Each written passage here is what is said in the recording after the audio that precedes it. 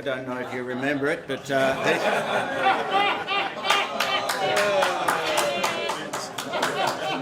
You conch, Harry, you were so conchy. and for the really old members of the Peninsula School, that was the second cap. I don't know what was more. That was the prefect's one. This was the. Yeah, that's the normal one. Yeah. Looks a bit clean, but that was the one. That was it. Oh well. This is getting a bit tight. I might take it. Must have shrunk in the dryer, huh? Well, thank you for saying all those nice things. I really don't deserve any of this because my life was. I'm not sure whether you can hear this mic there or there. Close. Take an ice cream. Like an ice cream. Right? My life was. I just sort of fell into everything that I did. I've done 44 years of medicine, 27 years of forensic pathology. I've seen 35,000 dead people, which is, I don't know how many dead people you've seen, but Remember that? I was the past owner of the third biggest pathology lab in Victoria, and I've done 250,000 histology reports, which is a sort of a number. And I was speaking to Ted Hook a few minutes ago, and he said, well, you've got to make sure that these fellas here realise that... is that better? They realise that... No, they're there. You're smoking. Realise that our grandchildren are not going into science as they should be, and science is at the moment at a brink, I'm going to tell you about this in a minute, at the brink of new discoveries.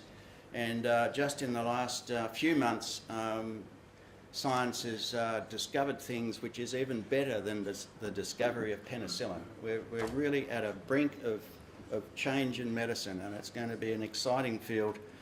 And this field, the field I'm going to talk about, is one company has employed 50 pathologists alone just to get results from this new technology I'm going to talk about, which maybe you've heard about on the news and things, but I'm just going to give you my impression of what I think is important and some facts which you can take away with you. I really enjoyed my time at school. I suppose I was classed as one of the goody-goodies. I don't know if I was or not, but I never got the cane.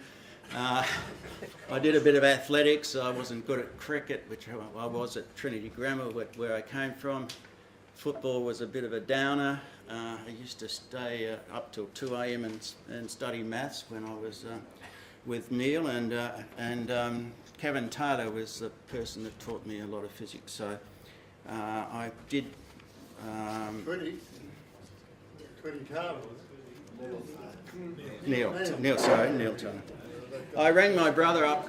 I don't have much time. I rang my brother up and said, I'm going to talk to the old boys about my years at Peninsula and tell them about respect and values and all that.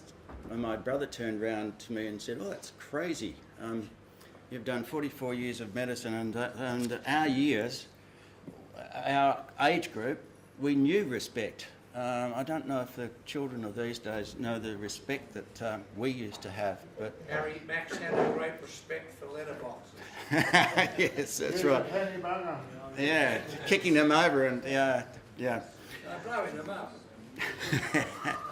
Anyway, so I decided not to talk about the school too much and get into a little bit of science and tell you about this new technology that you may or may not know about. But you all know that the whole gene's been sequenced in a human cell. Now that sounds terrific. It doesn't really mean much. We have 46 chromosomes and they've looked at every one. But do you realise there are 6.4 million bits of code in the human chromosomes? 6.4 billion. Billion. And these are little bits of 4 letters. A, G, C, and I can't remember the other one. What's the other one? Come on. G. There are 4 chemicals. Four chemicals. There are 4 chemicals that make up all the information that we have in our body. And each cell in your body has these 6.4 billion bits of codes. And then I thought, I look down at a cell under my microscope and I bring it up 400 times and I can see a bacteria.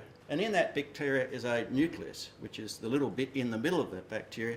And in that, there are 6.4 billion bits of information. And that's way, way, way, way smaller than the tip of a pin. So it's just kaleidoscopic, the microscopic world. And I just cannot believe it all works. The human liver cell has 1,500 separate enzyme steps to make the liver cell work. 1,500 different enzyme steps. And each one of those enzymes is made by a little bit of code within that nucleus. And if one code is wrong, one of those enzymes doesn't work. And that's why we get arthritis. That's why we get glaucoma. That's why we get Alzheimer's disease. That's why we get all the disease that we got, because one little bit of code goes wrong. So that's what, and what we've discovered now is with this genetic sequencing, we can pick out the various abnormalities between each of us. But the difficulty is that each person has 3 to 4 million differences in their codes.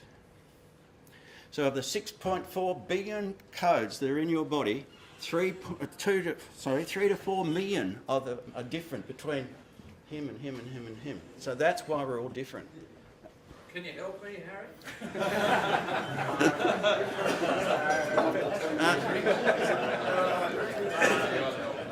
Sorry, am I interesting you or not? Is that? Yeah, sorry. So, 6.4 billion down to 3 to 4 million. But now we can filter down to about 200 in the last few months. 200 differences, and 200 can be sorted by hand. So that now we've got supercomputers that can shift through the 6.4 billion, through the 3 to 4 million, and now we can get down to 200. And with 200 sorted by hand, we can start to identify diseases. And for example, breast cancer. I do a lot of breast cancer. I've been doing breast cancer now for 26 years. I do about 7 breast cancers a week. So if you work 26 years by 7, you can see how many breast cancers I've seen. It's increasing slowly. And there are 250 different gene foci that they've now located. And at this stage, we can only say that those gene foci, those gene foci, those gene foci, and those gene foci, that's a good group, that's an intermediate group, that's not a very good group, and that's a very poor group. But more research needs to be done. The other thing about chromosomes, and I haven't got a board here, is they cross over. So the bit of information on this bit of chromosome is fine if you read that little bit of coding along there, but what happens is another chromosome fits over the top of it, and it gets a bit of information from another chromosome. So you can see that it's not just a matter of reading like a barcode information, but the barcodes flip over each other. So you might get a bit of that barcode and a bit of that barcode to make a resultant piece of protein that gets made in the cell. So it's very, very complicated. So things aren't as simple as you think. I often say to myself, how do things function? Now I'm going to tell you about 3, if I've got time, 3 different new sciences that we're doing at the moment. One's called liquid biopsies. We take 10 mils of blood from a patient, and in that blood we detect proteins and DNA in the blood. For example, with lung cancer, which is very common in our society, we have proteins that the cancer exudes into the blood, and we can pick those little pieces of information up. Either it's a protein or a bit of DNA, and we've been able to, as Max Worrell's been looking up in his computer, we've been able to identify one protein here called KRAS, and these are all the other proteins that we identified. But with lung cancer, there's this part of the this part of the circle here, sector, that we don't know. So lung cancer, we know what causes some of them, but we don't know what causes the others. And I'll pass that around. And there's a thing called There's a thing called KRAS there, which is that one, the blue one. We can direct specific drugs against that now, and that's what's a portion of lung cancers we can treat, but we can't treat them all. So with this liquid biopsies, we can take blood from you and we can say, yes, you've got that enzyme, no, you haven't got that enzyme, yes, it's going to be a good cancer. Yes, we can direct treatment towards that particular cancer with just from your blood. We don't have to do anything else. And they're moving now to try and detect protein and proteins and bits of DNA from colon cancer, which is the other big killer in our society. So that's liquid-based pathology. And the next one I'm going to talk about is DNA mapping. It's a universal cancer test. DNA is in packets in our cells called the nucleus. When the cell dies, those little bits of information, those codes from the chromosome go out into our blood. And they're called free DNA. And what we can do is that we can read the code on that DNA and we can identify where that DNA came from, so that we can say, oh yes, that person's got a cancer of the bowel, or that person's, this bit of DNA has come from the lung, or that's come from the prostate. So now we can take 10 mils of your blood and say, yes, you've got an abnormal protein in it, you've got a cancer of the liver, and we can tell you years and years and years, well, 2 or 3 years before you actually get a cancer that's actually going to cause you any trouble. Wow. From 10 mil of blood? From 10 mil of blood. Well, probably 1 nanogram of blood, but we take 10 mils. Right, and this is called DNA tissue mapping. It takes 1 week to perform. And so far, we've used the test to pick up Down's syndrome in babies, tumours of the liver, the placenta and bone, and they're doing a large human trial now on bowel cancer. So all you have to do is go into your doctor, have 10 mils of blood, send it away to the lab, and they'll send back and say, yes, you've got cancer, or no, you haven't got a cancer. And if you have a cancer, they'll be able to say, yes, it's in this organ, right? And the test can pick up tumours now which are less than 1 millimetre in size. Everyone knows what a millimetre is. It's pretty small. So they can pick up cancers which are less than 1 millimetre in size by this DNA mapping by taking 1 litre of blood, or 10 mil of blood. Isn't that just fantastic? That's incredible. I mean, this is going to be, we won't benefit from it, but our children, our grandchildren will. Now, the third and final one I'll talk about is CRISPR gene editing revolution.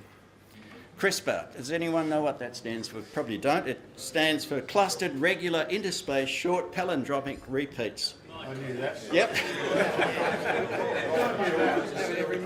And palindromic means recurring. So these are recurring little bits of DNA in a nucleus.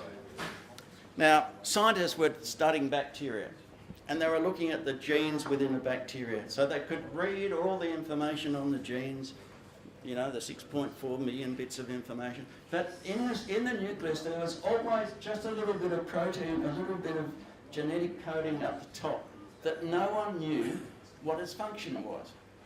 And they've been doing fantastic things of getting cell resistance and immunity and all this, but no one worked out what this little chunk of, little vacuole of DNA was up in the nucleus of the cell until someone discovered it, and that was only a few months ago. And that little chunk of protein up there was bits of virus that had infected the cell months ago, and that little bit of chunk of protein, the cell can take that, put it back into its chromosome, its protein producing engine, and produce chemicals that resist the virus. So we found that the nucleus stores old coded information, just like a barcode in a supermarket. They store that in the nucleus, and that can be put into the chromosome and produce chemicals and resistance to other infections. Now that sounds interesting enough, but the most exciting thing is that how does that protein get back into the chromosome. And that's what CRISPR is. It is a big molecule that picks up that protein, goes along to a chromosome, and then splits the chromosome and places that bit of information into the chromosome so that it can produce the enzymes or the chemicals to prevent resistance. So now we have a protein in the nucleus we have identified that can take bits of coded information and put it into a chromosome. Right, so what does that mean? What does it mean? It means that if you've got Down syndrome, we can take the bit of chromosome that you're missing from somewhere, use this CRISPR protein, cut the chromosome, put it in, and cure your disease. And we're going to cure Alzheimer's disease, we're going to cure arthritis, we're going to cure gout, we're going to cure cancer, we're going to cure everything by just changing the information that we can snip or cut the chromosome, put in the correct information. All those 260 abnormal childhood syndromes that you can read in books, which are horrible things where people have bent limbs and can't walk, and lateral sclerosis and all the degenerative diseases that we know of, can be modified by this process. We're not there yet. We're not there yet. We're not there yet, but we're almost there. And this is coming, and this is what the TEDs were saying to me. This is why we need our grandchildren to go into science, because this has just revolutionised the whole of technology. Let me not get so overworked. Right, that means that people with genetic conditions, including cancer, one day will be able to have their mutant genes, DNA or portion of their barcodes removed and replaced with the correct codes, curing the condition. Now, how did we... The Zika virus, most common virus, the most recent virus causing microcephaly in children, 4,000 children in South Africa, a couple of children in Mexico and a few other children somewhere else, all with small brains. They'll never develop, they'll die early, about 10. How did they die? How do we diagnose Zika virus? We do it by this method. We use the CRISPR virus to go in and identify the abnormal protein, cut it out, take it away to the lab, and we diagnose CRISPR virus. Acute childhood leukemia used to kill 80% of children with acute childhood leukemia at the age of 3 or 4. Now we save 80% because of this same system. We've actually found the abnormal gene for acute childhood leukemia. We've used this protein, I haven't, we've used this protein and it substituted it into the cell and cured most of the acute childhood leukemia. So we've got cures for cancer, autoimmune disease, all viruses, all congenital abnormalities, all arthritis, all neural conditions, Alzheimer's, motor neurone disease, etc., etc., etc. Now, how long have I gone? I've got about 5 minutes? 2 minutes. 2 minutes, all right. Make it 5. No, I can go for another 2 minutes. There's a small company in America who's just produced a cell that they're going to put into a vaccine. They're going to inject it into the human body, and those cells will live in your body. And any virus that the world's ever known, there's thousands of them, any virus which enters into your body, it will inject their contents of the RNA or DNA in the virus, which causes the multiple infections. That will inject it into that cell and not your cells. It tricks the viruses. So we're going to cure warts, we're going to cure herpes, we're going to cure AIDS disease, we're going to cure every type of virus, encephalitis, all the types of viruses, malaria, all those viruses will just disappear if this system works. And this is the revolution I'm talking about. It's just mind-boggling. It's just like penicillin, saved all those soldiers in the war when the mouldy bread was discovered. So I've said enough, but I could go on for hours and hours and hours and hours, but please don't. Okay, I've loved my time at the school. I never knew what I wanted to be, and I still don't. Thanks to all my school teachers and thanks to all my colleagues throughout my years at Peninsula. I've had a great time and I hope that I didn't bore you with what I've said. Thank you.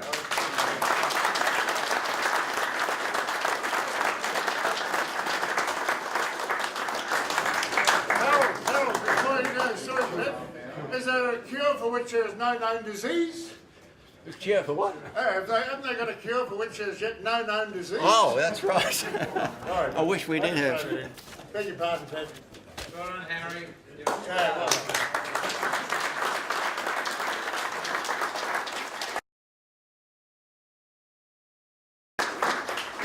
It's not appropriate for either me or I to move vote of thanks. I'm going to pick one of you in a moment to do so, because I believe I could pick any person, any student in this room who would be able to get up on his feet and thank our guest speaker. Now, Harold's presentation, on a personal note, my macular degeneration is incurable. I'm legally blind, can't read or write, can't drive a car, and can't play football on TV. You can imagine what that does to a person with my background. And so, talking to Harold about macular degeneration, his work, he said, you're probably going to be about 5 to 10 years too late. And the younger ones in the group, please get your eyes checked on a regular basis, as I was talking to Ray earlier today. And macular degeneration hits 1 in 4 adults in Australia over 40 years of age. 1 in 4 over 40. And gentlemen, I think that includes you. And I hope the people who were a little bit noisy during the presentation were doing it out of genuine interest in the presentation and show respect to the guest speaker. Maxwell is known as a person with ideas that often tread on people's toes. Max, would you move the vote of thanks on behalf of your colleagues? I'd like to propose a vote for Harold's most interesting talk. He's been at the forefront of his field for years. He's been a leader in that way. And what he says, I think, is incredibly exciting, in spite of my smart-ass comments. Thanks very much, Matt.